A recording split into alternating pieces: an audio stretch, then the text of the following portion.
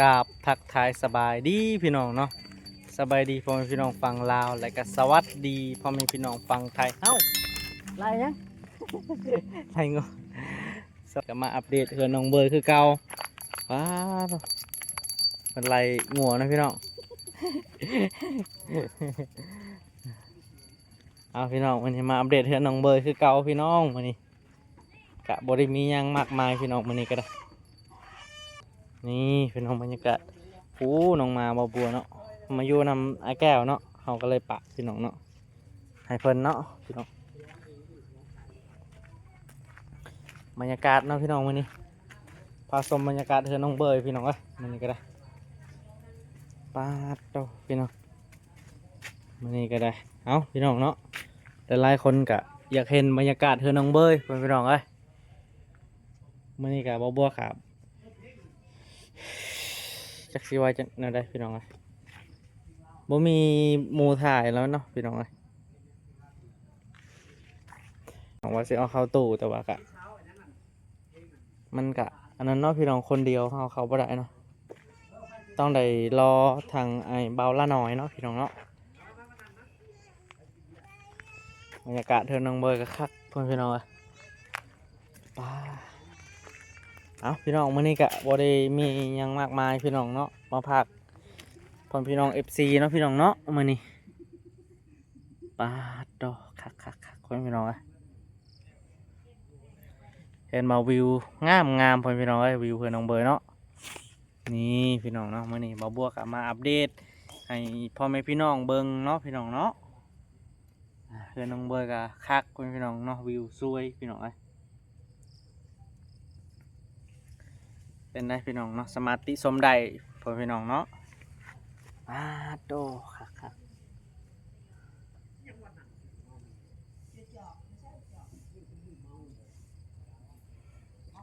เอาพี่น้องก็สามารถคอมเมนต์ได้ว่าให้บ่บัวเฮ็ดหยังเพื่อนพี่น้องเนาะ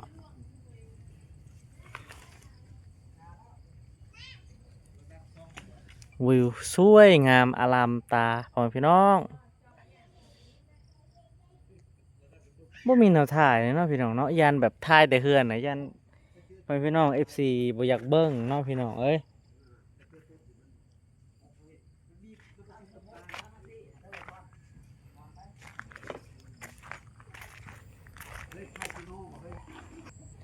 นี่เขาฮอตแล้วเนาะพี่น้องไอพรเพิ่นฮอตเนาะเพราะว่าเพิ่นฮอตเพราะว่าแดดมันนี่พี่น้องจักสิเฮ็ดอีหยังเด้อพี่น้องเพื่อนเพิ่นก็ส่องสะอาดแล้วเนาะจักสิให้ถ่ายอีหยังให้พี่น้องเนาะ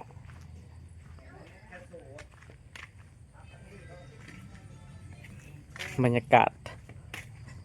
ก็ดีพี่น้อง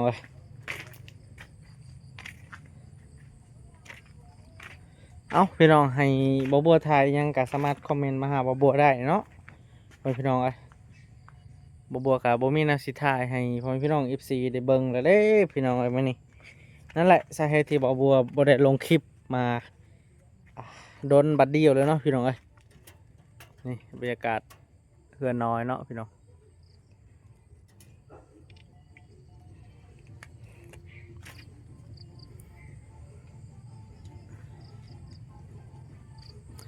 สุดยอดพี่น้องเอ้ยเนาะเฮือนเพิ่นนี่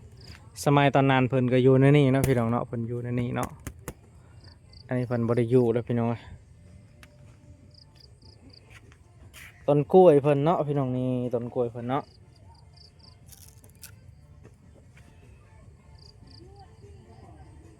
เต่าทานเพิ่นก็ลุเรียบร้อยเต่าดังไฟเนาะพี่น้อง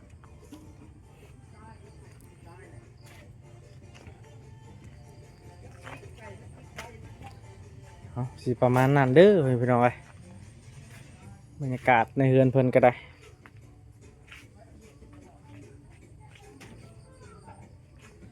เอาพี่น้องก็สามารถติชมได้เนาะว่าให้บ่บัวเฮ็ดอีหยังพี่น้องเนาะตอนนี้ก็เหลือแต่เอาตู้นะพี่น้องดึงเข้ามาในพี่น้องแต่ว่าก็มันหักพี่น้องบ่บัวก็เฮ็ดคนเดียวบ่ได้เนาะพี่น้องเนาะต้องทาไอเบาละน้อยก่อนเนาะเพราะว่าเป็นได้ทาอยู่นี่พี่น้องเนาะทาเบาละน้อยเนาะพี่น้อง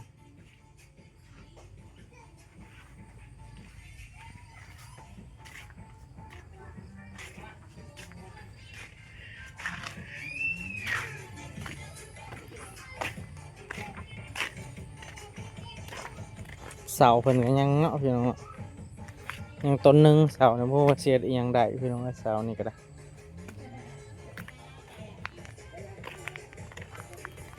เพิ่นขุดอีหยังพี่น้องเนาะเพิ่นเฮ็ดหมองดังไฟบ่พี่น้องรู้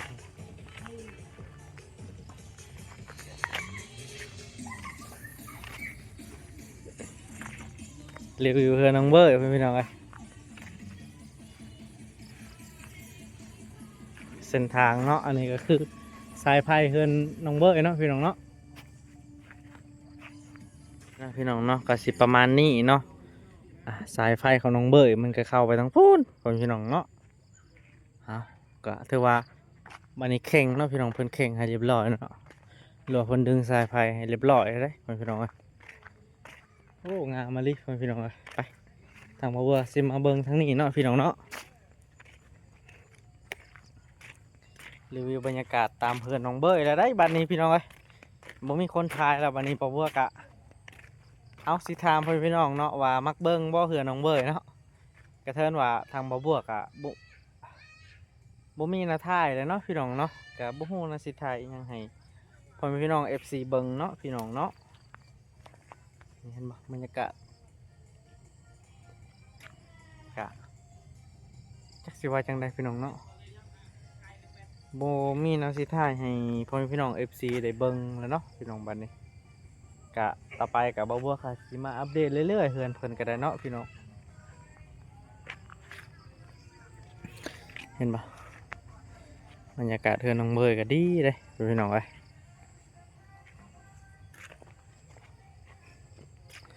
เพราะว่าเฮือนเพิ่นนี่ดีได้พี่น้องมันมีทางแดงเห็นบ่หรือว่าซอยเนาะซอยฮะนะทางมันจะออกไปทางพุ่นเนาะพี่น้องเนาะออกไปทางพุ่นเห็นบ่เฮือนเพิ่นนี่สิติดกับทางแดงพี่น้องโอ้กระสุดยอดพี่น้องถ้าอนาคตต่อไปเนาะบ่บัวมีเงินมียังเนาะพี่น้องเนาะบ่บัวก็สิมาขอซื้อแถวๆนี้แหละเพราะว่ามันทางนั้นบ่มีมองอยู่เลยพี่น้องอนาคตต่อไปก็สิมาขอซื้ออยู่แถวๆนี้แหละพี่น้องเนาะดินเนาะอนาคตต่อไปมันสิเป็นเมืองเบิดได้พี่น้องเป็นตัวเมืองใหญ่ๆบัดนี้บ่มีมองอยู่แล้วบัดนี้พี่น้องบ่มีมองอยู่แล้วก็ค่อนข้างจะอยู่ยากแล้วบัดนี้พี่น้องมันแคบเนาะทางนั้นคนมันหลายแล้วมันสิแคบบัดนี้พี่น้อง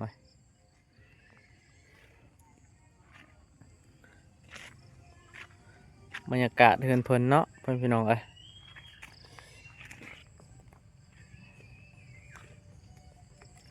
เอากะสิประมาณนี้เพิ่นพี่น้องเนาะบ่าวเวอร์ก็มาอัปเดตคร่าวๆให้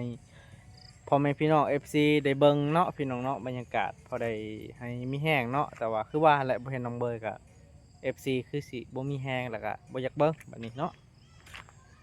เอาพี่น้องเนาะสำหรับคลิปนี้บ่บัวก็สิได้ปิดคลิปไว้เพียงส่ำนี้ก่อนพี่น้องเนาะเอาก่อนอื่นก็อย่าลืมฝากกดไลค์กดติดตามให้บ่บัวในเด้อพี่น้อง